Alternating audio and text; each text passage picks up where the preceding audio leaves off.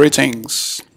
Welcome back to the Spirit Walker channel. It's great to have you guys here. As you know, I've been away for some time during the holiday period, but we're back. And this week we are going to look at a topic that is absolutely fascinating, but it's actually the fundamental topic for anything that we do and anything that we should be doing in the Spirit Walker channel. And the idea is, can we define good and evil scientifically? This is really interesting, and this goes to the core of pretty much everything that we do. So when we talk about actions that are moral actions, about something that is immoral, what do we mean? What does it mean when you say that someone is a bad person, someone did a bad thing? What does that mean? No one has the foggiest idea. Now, can we define these things using the new science, the science of consciousness and a little bit of quantum physics? I'm not talking about science in terms of the old materialistic, logical positivism science, because this science is going to become irrelevant. So if you are out there, if you are a materialist, know that your point of view, not you, but your point of view is now getting increasingly irrelevant. But the idea is, we are seeing the rise of a new science, which is a science of consciousness. And this science will be able to define good and evil from a scientific point of view. And so so this is a spoiler alert. So in the interest of front focus, I am already telling you that yes, the answer is yes. We can define good and evil. We can define morality. We can define ethics scientifically using this new science, the science of consciousness, and bypassing the 6,000 years of idle philosophical discussion about ethics. So, as you know, philosophy has been discussing ethics and morality for a very, very long time, for thousands of years. 6,000 years, and then most likely much more than that, because his recorded history doesn't give the full picture. There's far more happening way beyond the 6,000 years that conventional archaeologists try to convince us that humanity has been around for. Now, philosophy has been discussing morality and ethics for quite a long time. There are many philosophical questions about these two topics. Of course, there are philosophical inquiries that are more relevant than others. But by and large, philosophy has been trying to understand what morality is and what ethics are, and there has been a huge amount of work done on this for over the past 6,000, 5,000, 6,000 years. There has been discussions, for example, that morality or evolution should be related, morality or ethics should be related to evolution. This is a problem because as we evolve, morality would end up evolving as well. Therefore, morality is not something that is unchanging. So you could have something that is good today and be bad tomorrow, or you could have, or the other way around, something that was considered bad, turn out to be good. So your notion of morality would be contingent on where your civilization is at. Now, there is another concept of morality that is based on reasoning. So is morality something that we can reason with? Now, this is also a dead end because, for example, a lot of criminals, they have very well articulated reasons for why they kill people. They have very well articulated reasons for why they rob people and why they rape people and abuse children. So they are very smart.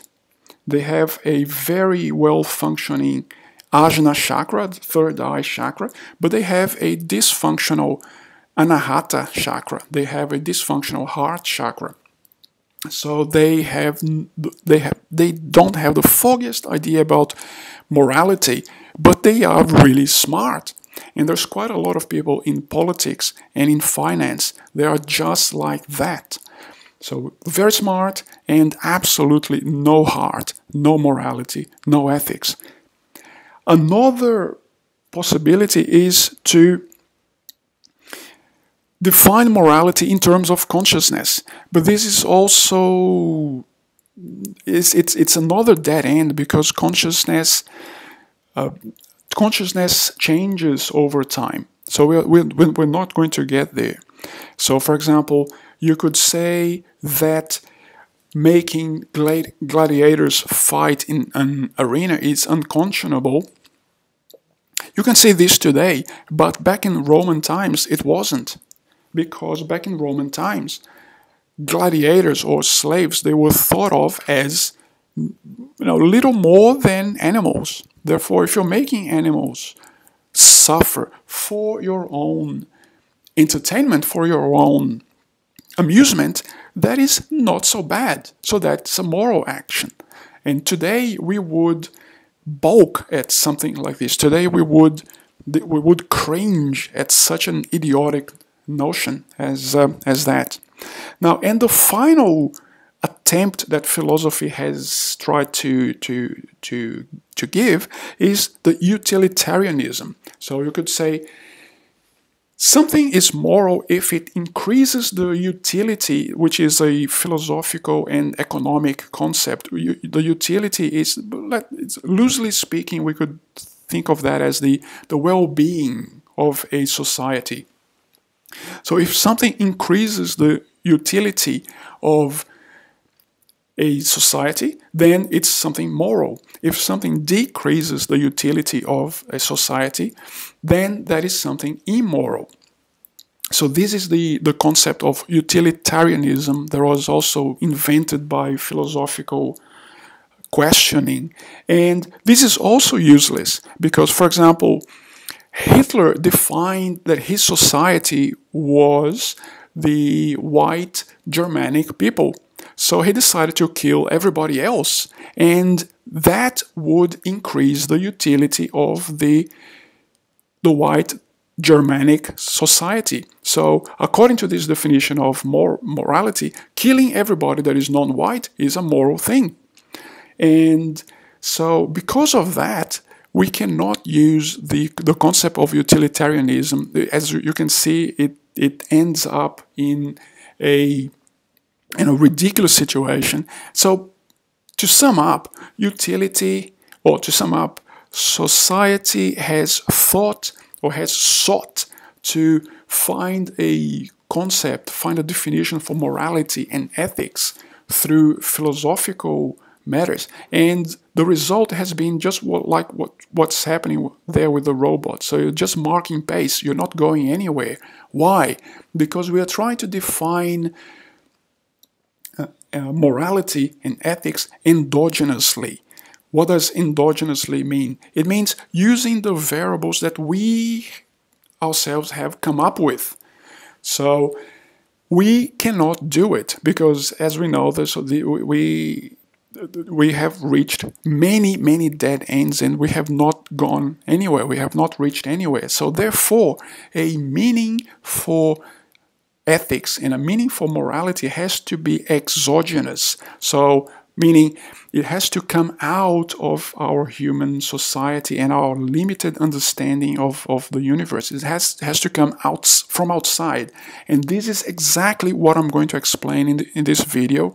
This is exactly how the new science of consciousness that has been put forward by people such as Erwin Laszlo of Hungary, Konstantin Rodiv, Dean Radin, Barbara Brennan, Greg Braden, and also people like Richard Gerber. So these guys are at the forefront of, and also Rupert Sheldrake. So these guys are at the forefront of this new science, the science of consciousness, and because of that, they are being humiliated, insulted by the losers of the conventional, dying, logical, positivist, scientific or materialistic science that is going to be irrelevant very soon. Maybe by the time that you are watching this video, the materialistic science will be already laughable. So, I don't know. Let's see. Let's wait and see. Now, let's start with one concept, which is a concept of a field. So what is a field? A field, as you very well know, so you have there a picture of a field, a wheat field. And on the right, you have a picture of a gravitational field. So what is a field? Well, a field is an expanse, an expanse in, or it's a chunk of space-time that has a certain property. And this property is relatively homogeneous across this expanse, and this property can be observed across all of the expanse that's a field. Now, one thing that is very important to note is that we cannot experience the field itself. We can only experience the effect of the field on objects that we place on the field. So for example, in the example of the right there, we can't observe the gravitational field unless we have mass moving according to this gravitational field. That's the only way that we can detect or measure this field. Now, the next concept that we need to understand and we need to discuss is the concept of a wave. What is a wave? Well, everybody knows what a wave is. So you have a picture there. A wave, essentially, I'm going to define a wave as movement in a field. That's it. So you could have, over there you have, on the left, you have water. So you can think of water as the field, and the waves, the water waves, they're just movement. They are energy being transported through the field without the field itself being transported. So it's just energy that is transported. And on the right, you have waves on a gravitational field. And these waves are being generated by the mutual attraction and rotation of two stellar bodies. So this movement of two planets, could be two planets, it could be two stars, etc. So this generates wrinkles on the field, wrinkles on the gravitational field. These wrinkles is what we call a wave. Now, the third concept that we need to understand to proceed with this presentation is the concept of coherence. What is coherence? So let me explain with an example. So you have a wave there. The wave is moving because the wave is transfer of energy throughout the field. And you can see that now you have two waves, and the waves are coherent. These two waves are coherent. What is that? It actually means that they have the same wavelength, they have the same frequency, and they have the same phase, which means they're not dislocated either to the left or to the right. They're doing the same thing. In practice, coherent waves, it's when they're doing the same thing, to use very simple language. So, as you can see, the peak of the top wave reaches a peak at the same point in space and time that the bottom wave reaches a peak. And the same thing for troughs. So these two waves are coherent. Now, you can have an example on the right that these two waves are out of sync. So in this example on the right, you have two waves. They have the same frequency, they have the same wavelength, but they are out of phase. So in other words, they are out of sync. They are not synchronistic, so they are incoherent. You can also have incoherence by having waves of different wavelengths or waves of different frequencies, which means different speeds. So the energy is being transferred at different speeds, in possibly even different directions, and possible and modes of vibration. So you have longitudinal waves as well as cross-section waves.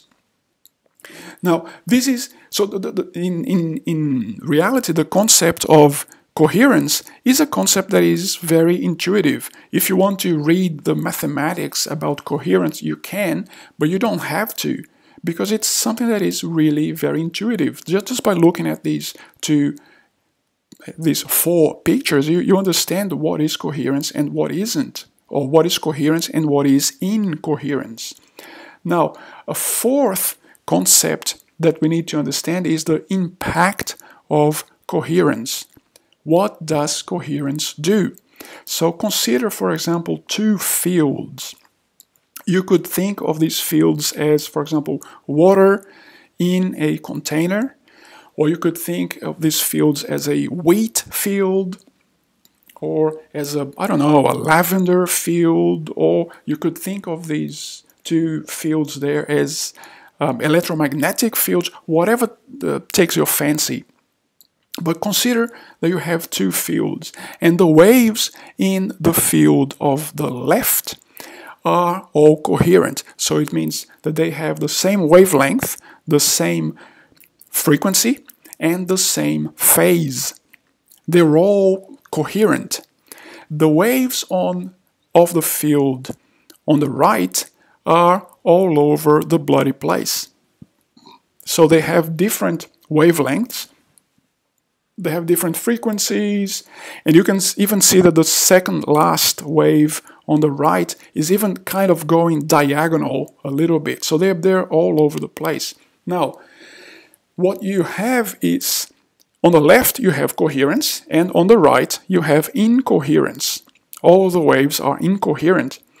Now, what happens, and this is also very intuitive, you can go, if you're really keen on mathematics, you can analyze the mathematical properties of coherence, and you will understand what I'm saying here in a much better way. But you don't have to, because everything is very intuitive. Say, for example, you note that the peaks of the waves on the coherent field, they reach the same point in space-time at the same time. And this doesn't happen in the incoherent waves. So basically what happens is that the coherent waves on the left, they are acting as just one entity.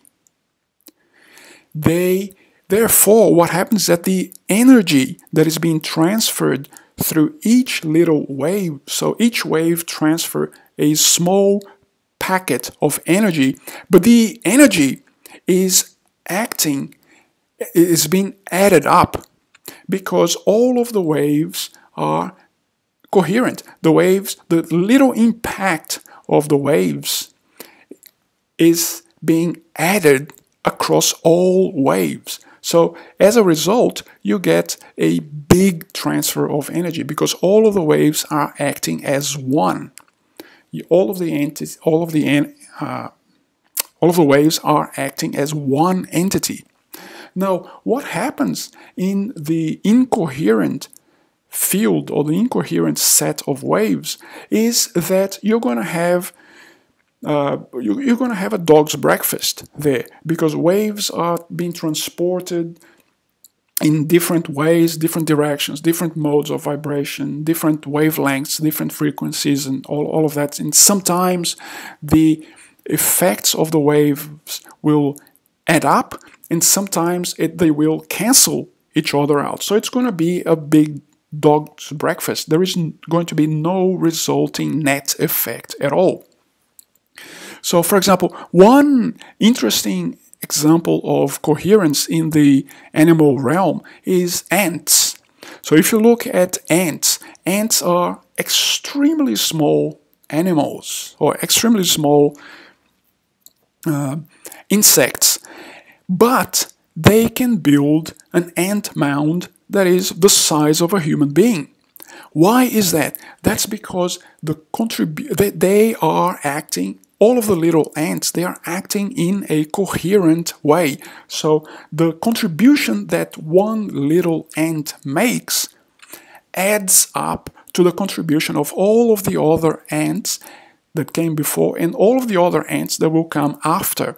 So it's a little slow build-up of contributions, and the result is a massive undertaking produced little by little, contribution by contribution. That is coherence. The incoherence is a mess. So what you have is coherence leads to efficiency and order, and incoherence leads to waste and chaos. That's pretty much what we needed to understand for this presentation. Now, what we have, the next step is just to remind us of a key principle in esotericism, or a key principle in metaphysical philosophy, is the universe is mental. So, for those who have studied Hermeticism, they will recognize this as the first principle of Hermeticism. The universe is mental. What does that mean? The universe is created by something, by which I'm going to tell you, I'm going to spill the beans, by a field, and this field is mental energy. It's the same type of energy that animates your thoughts inside your head. Your thoughts are not really inside your head. Your thoughts are in your mental body. So the idea that some materialists think that that consciousness is just a byproduct of electrons and not electrons, but neurons firing in your brain, this idea is laughable, and this idea will be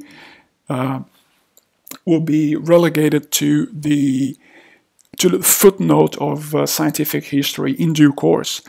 So you could think, a lot of people would say, oh look, this is just Hermeticism mumbo jumbo, I don't agree with this. But if you go to, say, for example, traditional Christianism, for example, the book of Genesis says, in the beginning there was God. That's it. So it's saying, God. What is God? God is consciousness. So it's saying the origin of everything was consciousness, and that is in the Bible. You just go there and read it. It's in Genesis. So although the principle, the universe is mental, is a principle of Hermeticism, but it's also in Judeo-Christian and Islamic tradition. And it's also in Hindu tradition. And of course, it's also in Buddhist tradition. So basically, the idea of the universe is mental is something that pretty much every person in humanity understands or should understand, with the exception of those that have made the unfortunate choice for materialism.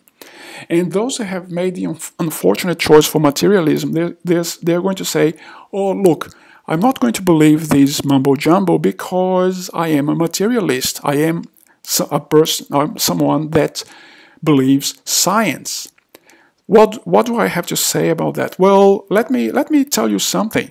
The idea that the fundamental force of the universe, the fundamental cause of the universe is consciousness, is also being increasingly taken up by quantum physics. So if you don't believe this idea through the traditional avenue of Hermeticism, then you should believe it through the new quantum physics that is emerging. All of the new considerations about quantum physics. Consciousness is the source and is the causing factor of pretty much everything.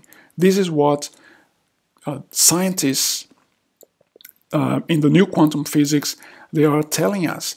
So what happens is that we have something that we don't know what it is, and it's a mental principle, it's some type of consciousness that we do not understand, it's some type of consciousness field that we don't understand, but this something, which is a big question mark, is the fundamental generating principle or causing principle of the universe, the material universe.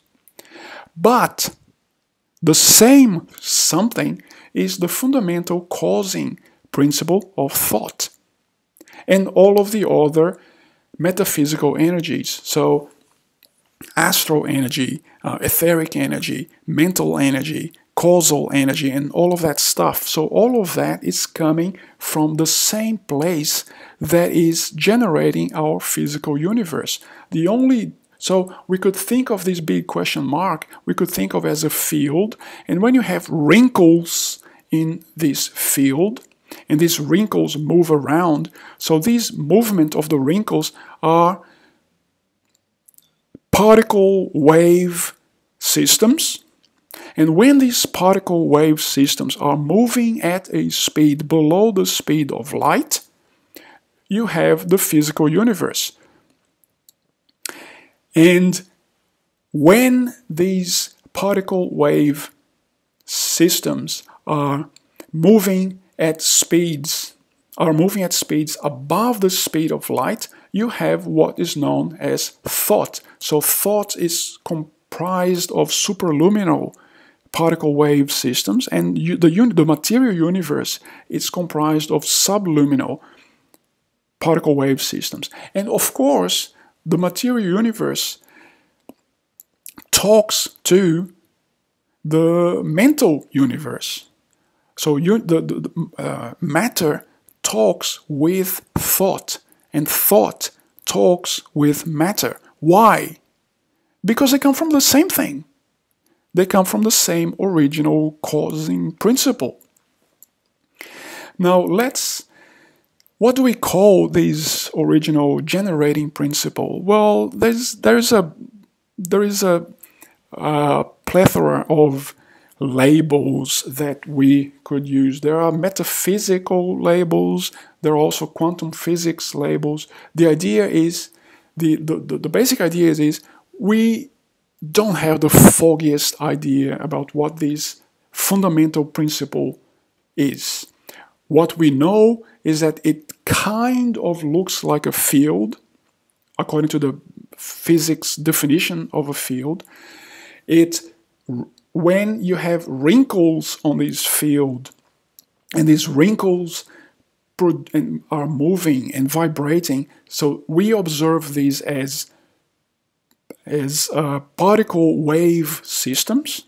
And when these particle wave systems move below the speed of light, you have material particles. When these particle wave systems move above the wave of light, you have superluminal particle wave systems, and these cause what we know as metaphysical energy. So the energy of thought, the energy of the astral energies, and blah blah, Reiki and Chi and Prana and blah blah blah, etc. But what do we call this fundamental thing? Well, there is no consensus. In some traditional metaphysics teachings, people would call that the mind of God, or the God mind. Some people would call it Akasha. Some people would call it the ether. And also in quantum physics, you also have some tentative names to these things. Some people would call it the zero-point field, ZPF. Others would call it the quantum vacuum. Although a lot of people disagree with quantum vacuum, because if all particles come out of that, then it cannot be vacuum. It cannot be emptiness. It actually is everythingness. So it cannot be called quantum vacuum. It needs to be called the quantum plenum. But this is another discussion. And some people also suggest that this could be what the Higgs field is, since the Higgs boson was actually discovered the other day.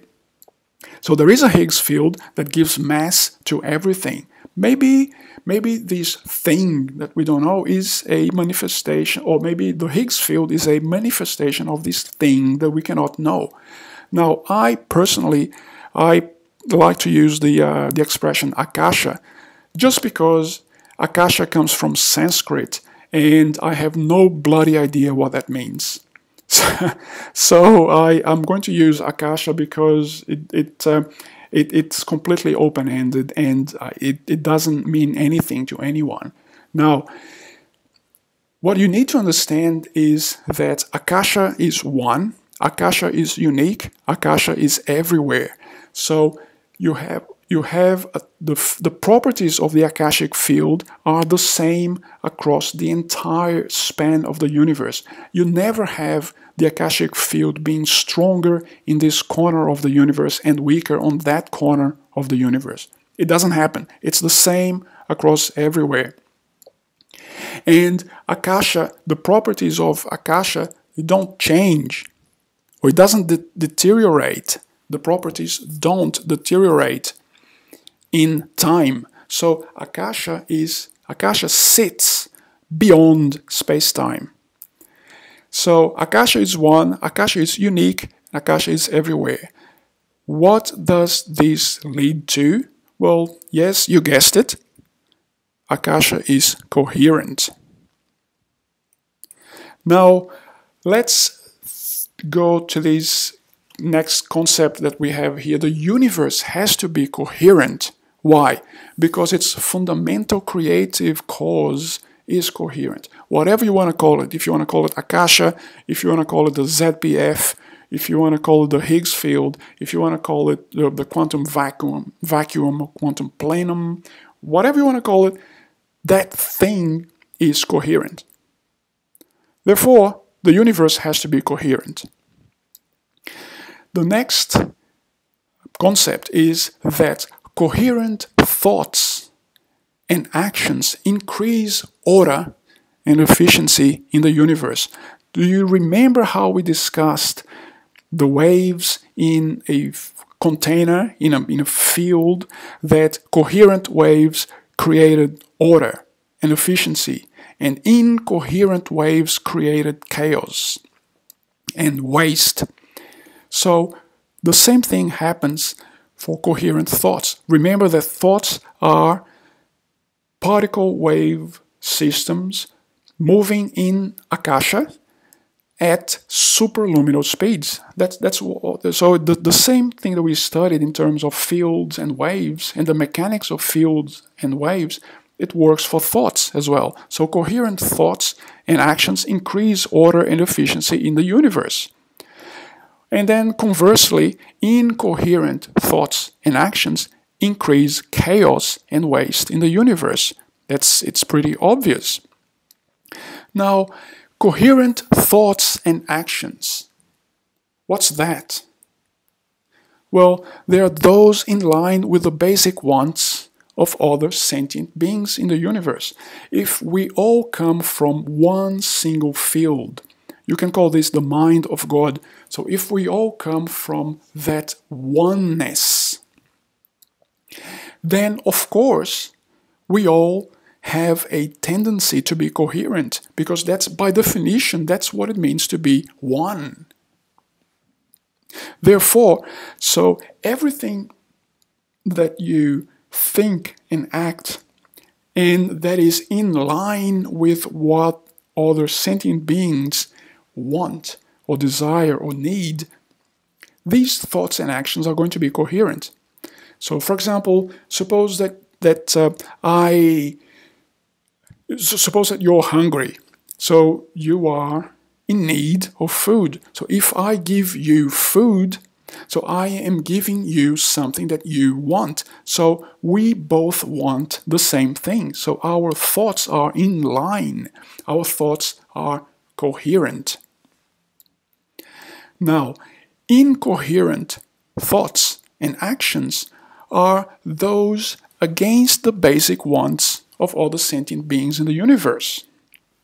So by extension from the previous slide, so for example, suppose that you have your house and you like your house because your house offers protection from the cold, from the rain, etc.